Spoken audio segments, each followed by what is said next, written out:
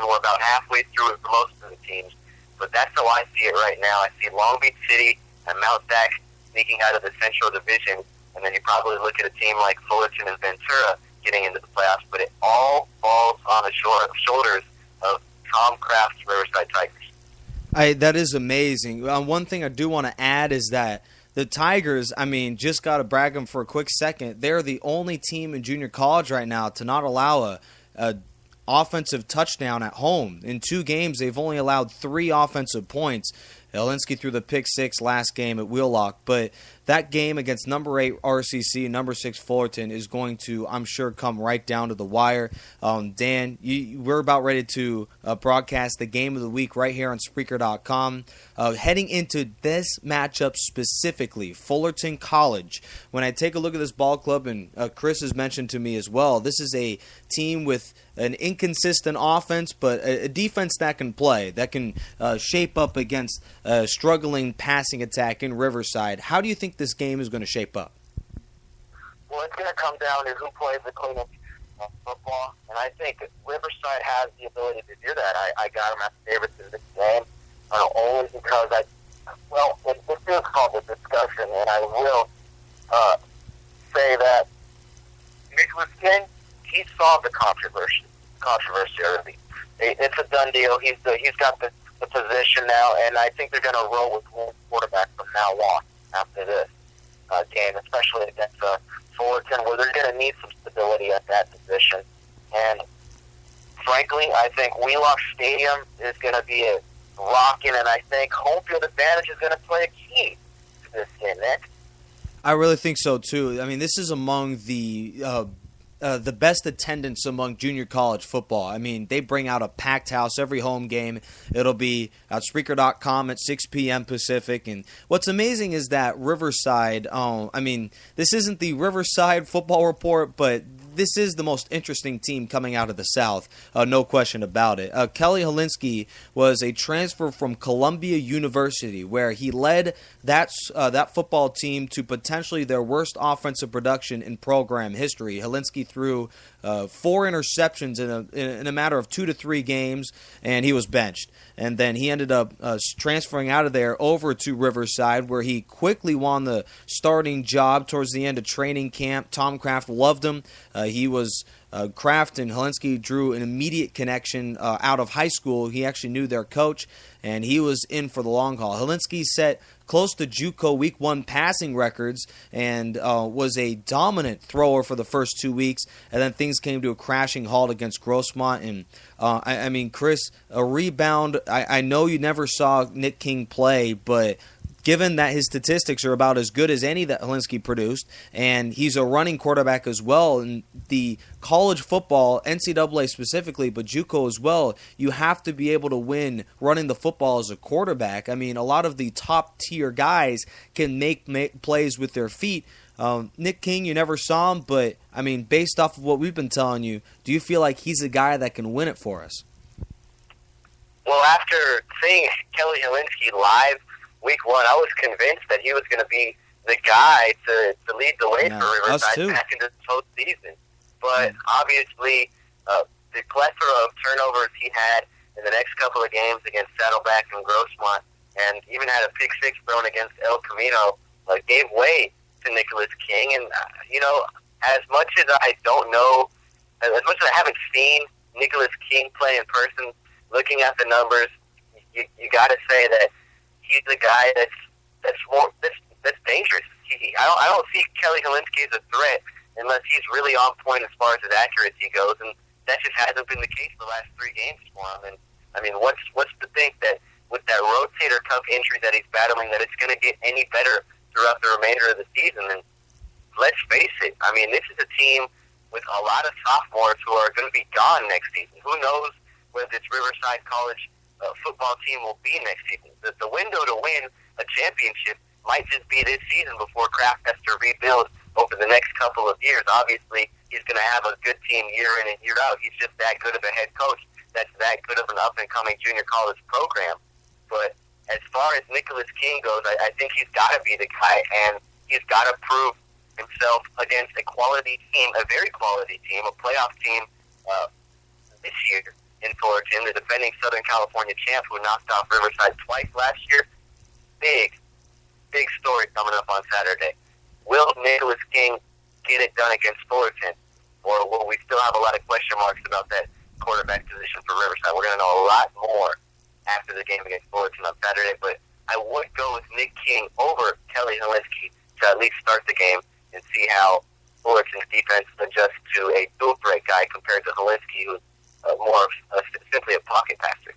No, I completely agree with you with the rebuilding because Riverside, nearly every key contributor for this ball club is a sophomore. They will be gone after this year, including both quarterbacks. They won't have to worry about Alinsky or King developing because they're both going to be out of town after this year. Well, Nick, if you look at the list of Division I guys, you got 1, 2, 3, 4, 5, 6, 7, 8 guys, 9 guys on the Riverside team with Division I offers. 4 are committed to the next level. Right. We got you got the offensive tackle who's committed to Texas Tech, Leo Lafayette. He'll be back. The pronunciation on that right.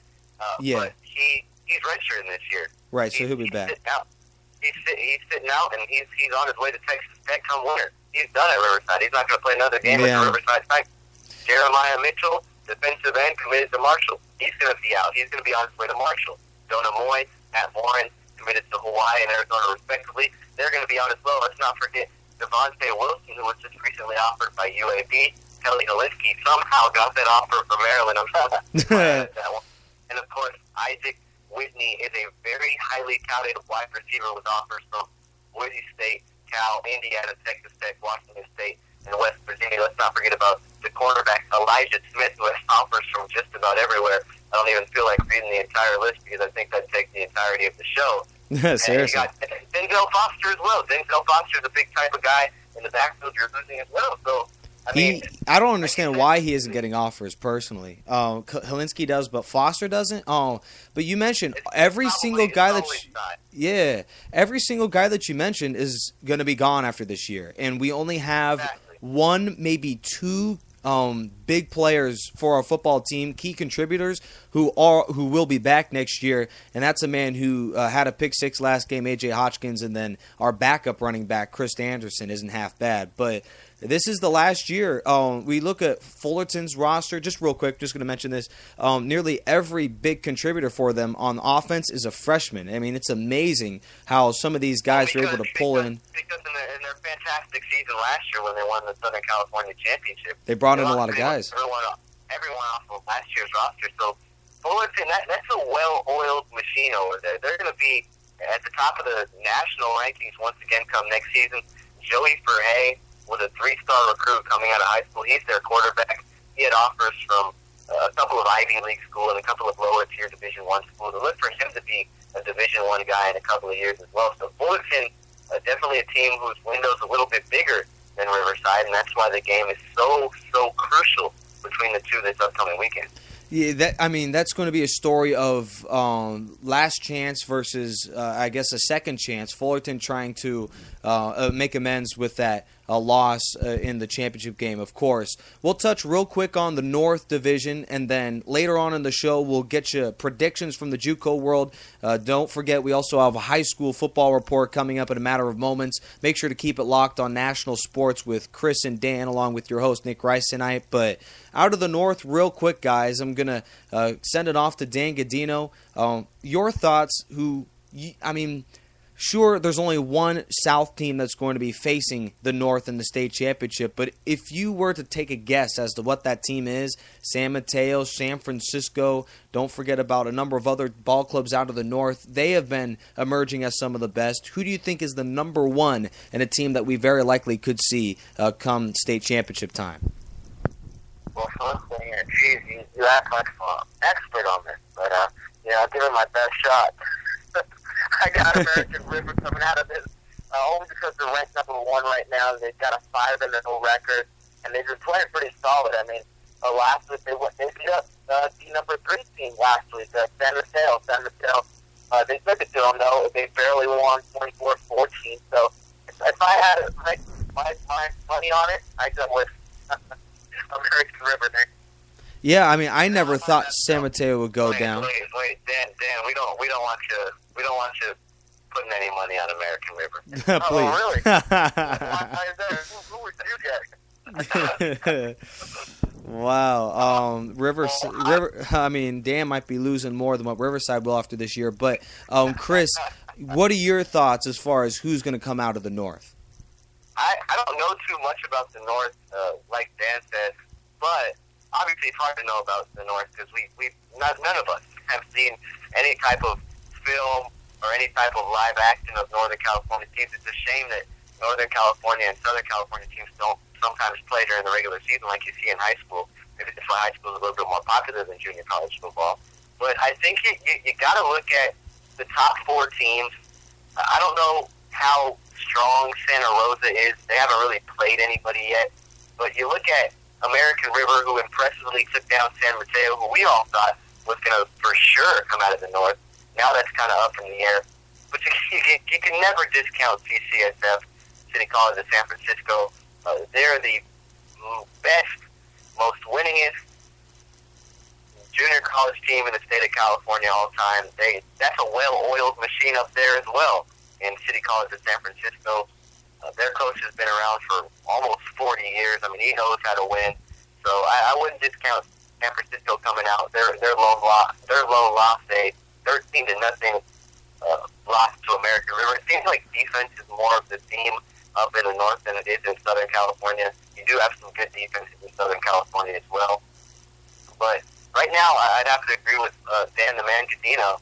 American River, they've taken down San Mateo. They've taken down San Francisco. They took it to the defending state champion, Butte College.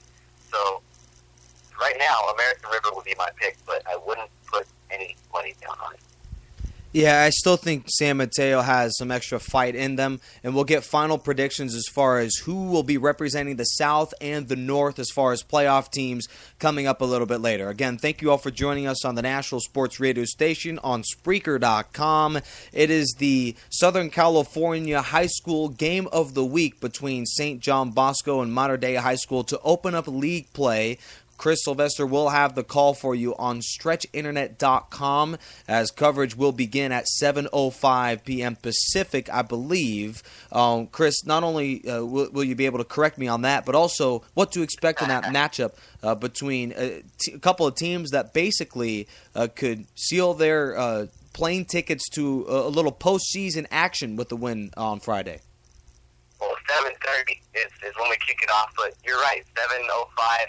Around 7:05 is when the Ham Bones Bar and Grill pregame show gets underway with Dan Cadino, our wonderful host, week in and week out of the Ham Bones Bar and Grill pregame show. Don't miss it. bit.ly/Bosco Football, stretchinternet.com. It's all coming your way Friday at 7:30. Looking more in depth at the matchup as I continue to fumble over my words here on Spreaker, as it is getting late here on Tuesday night on the West Coast. But hey, we like to stay up late and discuss. That's why this is the Emmy Award-winning discussion show. You got that right, Sports Station. We won more than just an Emmy here on Spreaker. Did you know that? Excuse me? Yeah, we won more than just an Emmy. I mean, we've gone the whole 360. An Oscar. We accidentally made a touchdown call and a little bit of a rhythm one time, and accidentally won a Grammy too. So we've done it all here on Spreaker.com. But let's look. Let's finally, after 2 minutes of my blabbering, let's look into this Mater Dei Bosco matchup. Mater Dei 5-0 on the season. St. John Bosco 4-1 on the season. St. John Bosco, they dominated the last 2 seasons they've faced the Monarchs. They've won the last 4 matchups between the two, including a 34-7 victory in the Southern Section Pac-5 championship game at Angel Stadium last year. Look, St. John Bosco Mater Dei is a rivalry that goes way back. And back when St. John Bosco was the doormat of the Trinity League, was the doormat of private school football in Southern California, Mater Dei would whoop on them week in and week out. But times have changed. Jason Negro, he's taken the reins at St. John Bosco, and he's doing some spectacular things. You know, the national championship last year, the 2 playoff appearances the years before. I mean, the St. John Bosco team in the toughest league in the nation. They've won it back-to-back, undefeated. They have not lost a Trinity